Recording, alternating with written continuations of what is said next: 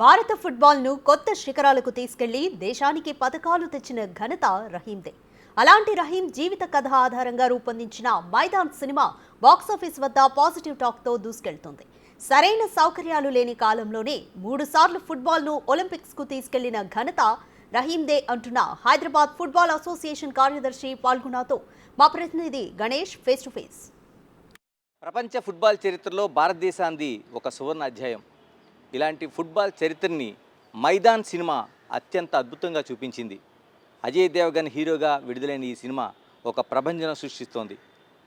భారతదేశానికి ఈ టీంకు అంటే ఫుట్బాల్ చరిత్రకు ఎస్ఏ రహీం ఒక ప్రాతినిధ్యం వహించటం, ఒలింపిక్స్ వరకు అనేక అద్భుతాలు చేయడం అనేది ఈ సినిమా సారాంశం.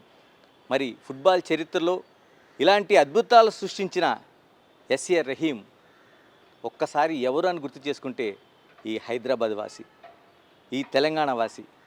ఇక్కడ ఆయన ఎలాంటి అద్భుతాలు చేశారు, ఇక్కడ చరిత్ర ఇప్పుడు ప్రపంచవ్యాప్తంగా ఎలా వెళ్ళగలిగింది, ఒక సెల్యులాయిడ్ పైన ఎలా చిత్రీకరణకు నోచుకుంది. మనతో ఫుట్బాల్ అసోసియేషన్ సెక్రటరీ ఫల్గుణ్ గారు ఉన్నారు. ఫల్గుణ్ గారు నమస్తే. నమస్కారం అండి.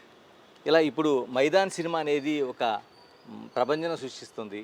అంటే ఆ ఫుట్బాల్ క్రీడాకారుడి చరిత్ర ఎక్కడిది అనుకుంటే ఇక్కడ మన రహీం అని తెలియడం అనేది ఒక చాలా అద్భుతమైన ఘట్టంగా మనకు కనిపిస్తుంది.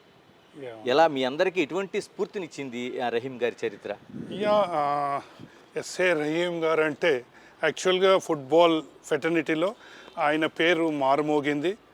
ఇప్పటికి కూడా ఆయన లైవ్గా ఆయన లేకపోయినా ఆయన కోసమే ప్రతిరోజు ఫుట్బాల్ జరిగితే ఎస్ఏ రహీం గురించే మాట జరుగుతుంటుంది. సో ఆయన మన హైదరాబాద్లో 1960s కన్నా ముందు ఆయన ఫస్ట్ ఫుట్బాల్ అసోసియేషన్ జనరల్ సెక్రటరీగా ఇక్కడ ఎన్నుకోబడ్డాడు. ఆయనతో పాటు శివకుమార్ లాల్ అని ఐపీఎస్ ఉండేవాళ్ళు. సో వీళ్ళిద్దరు పోలీస్ టీంలో ఉండేవాళ్ళు. వాళ్ళిద్దరు కలిసి మన హైదరాబాద్లో మంచి ప్లేయర్స్ని పికప్ చేసి వాళ్ళు రహీం గారు కోచ్గా, ఆయననేమో రిక్రూట్మెంట్ పోలీస్లో. హైదరాబాద్ పోలీస్ అనేది ప్రపంచంలో పేరు మోగింది. ఇప్పటికి కూడా రికార్డ్ ఉంది. ఒకటి బాంబే రోవర్స్ అని ఒక పెద్ద ఆల్ ఇండియా టోర్నమెంట్ జరుగుతుంది.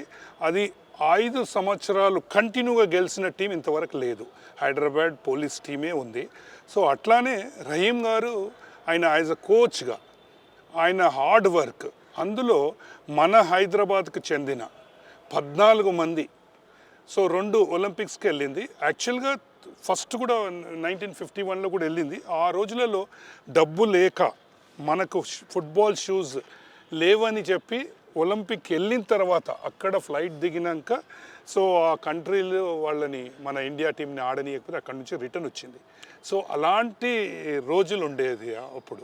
ఎలాగంటే ఎన్నిసార్లు మనకి ఫుట్బాల్ మనకి ఒలింపిక్స్కి వెళ్ళిందండి ఇక్కడ మన టీం? యాక్చువల్గా 3 times వెళ్ళింది. ఒక టైం 51లో యాక్చువల్గా అది వెళ్ళింది, బట్ అక్కడ ఆడలేదు, రిప్రజెంట్ చేయలేదు. ఆ తర్వాత 1956కి వెళ్ళింది.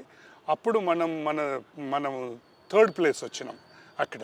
సో దాంట్లో మన 6 కోచ్ కమ్ 6 players మన హైదరాబాద్ నుంచే ఉండేనండి.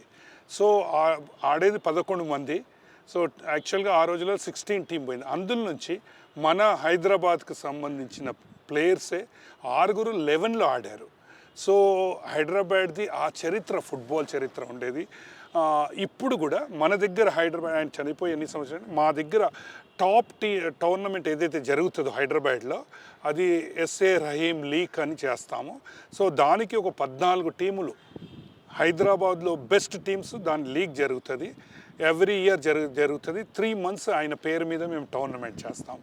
అదేవిధంగా ఎట్లయితే మేము శివకుమార్ లాల్ అన్నారో, ఆయన ఏంటంటే ఈయనకు తోడుగా ఉండేవాడు. ఈయనకి ఏ పాయింట్ చెప్పినా ఆయన సాధించేవాడు. పిల్లలకంతా వీళ్ళు ప్రొద్దున లేసి గ్రౌండ్స్లకి వెళ్ళి పిల్లల్ని గ్రౌండ్స్లో చూసి, శివకుమార్ గారు ఇద్దరు వెళ్ళి, సో వాళ్ళు ఆ రోజులలో బొల్లారంలో ఫుట్బాల్ ఉండేది, అట్లనే బార్కాస్ ఓల్డ్ సిటీలో అక్కడెక్కడెక్కడ గ్రౌండ్స్ ఉన్నాయో వీళ్ళు వెళ్ళేవాళ్ళు. వెళ్ళి అక్కడ మంచి ప్లేయర్లు ఎవరైతే ఉన్నారో వాళ్ళని పికప్ చేసుకొని ఈయన చెప్పేవాడు, శివకుమార్ లాల్ గారు దాన్ని సాధించేవాడు.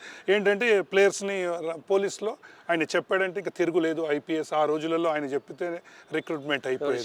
శివకుమార్ గారు.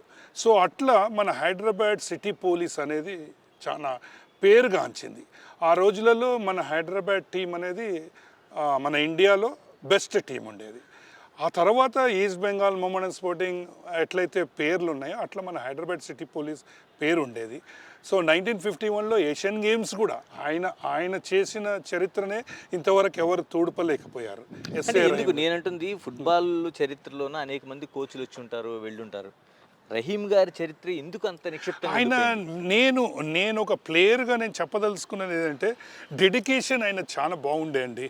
ప్లేయర్స్ కూడా ఆయన చెప్పింది చెవు దాటేవాళ్ళు కాదు. ఆ రోజులలో ఈ ఫెసిలిటీస్ లేదు సార్.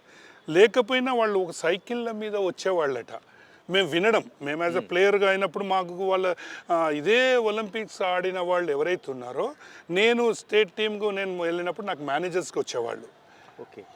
సో తంగరాజ్ గారు, నేను ఈరోజు ఇండియాకి ఆడాను, ఇక్కడ నిలబడ్డానంటే ఎస్ఏ సలీం అని మన సలాం సార్ అని ఒకతను మన ఒలింపిక్స్ ఆడాడు. ఆయన ఇక్కడ స్టేట్ గవర్నమెంట్ కోచ్ ఉండేవాడు. సో ఆయన డిసిప్లిన్ ఎట్లా ఉండేదంటే సార్ ఆయన 2 o'clock ప్రాక్టీస్ అంటే ఆయన 1:40కి ఉండేవాడు. సో మేము స్పోర్ట్స్ అసలు ఆయన బ్యాచ్ ఆయన ఫస్ట్ నా గురువు ఆయన్నే. ఈరోజు నేను ఫుట్బాల్లో ఉన్నానంటే ఆయన వల్లనే ఉన్నాను. ఎస్ఏ సలాం అని.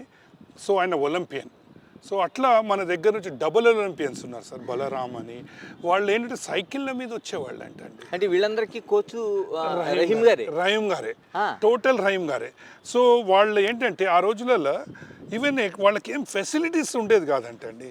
వాళ్ళు ప్రాక్టీస్ తర్వాత వాళ్ళు చెప్పేవాళ్ళు అనమాట వినడం. శనగలు, ఈ బెల్లం అవి తిని ఆడేవాళ్ళని. ఈ రోజులలో ఎంత ఎట్లయిపోయిందంటే మాకు అర్థమవుతుంది ఏంటంటే వాళ్ళు ఒక సాధించాలని ఉండేది. ఒక రికార్డ్ ఉందండి వాళ్ళది, డూరంట్ కప్ అని ఢిల్లీలో అవుతుంది. ఇది యాక్చువల్గా ఆర్మీ వాళ్ళు చేస్తారు. సో టీము వీళ్ళు హైదరాబాద్ సిటీ పోలీస్ ఆడుతుందంట, 3 goalsతో ఓడిపోతున్నారంట. స్టేడియం అంతా ఖాళీ అయిపోయింది, ఇంకా 5 minutes టైం ఉందంట అండి. So public Hyderabad city police అంటే అంత వాళ్ళు వచ్చేవాళ్ళు. డెఫినెట్గా మేము ఒకటి రిక్వెస్ట్ కూడా అడిగాము రేవంత్ రెడ్డి గారిని. ఎక్కడైతే ఎన్టీఆర్ స్టేడియం ఉందో దాంట్లో మాకు ఒక 4 acres ఇవ్వమని చెప్పి రిక్వెస్ట్ పెట్టుకున్నాం. ఆల్రెడీ లెటర్లు కూడా ఇచ్చాము. ఆ 4 acres కిట్ ఇస్తే అది మేమే మెయింటెనెన్స్ మొత్తం మా చైర్మన్ గారు చేస్తామన్నారు.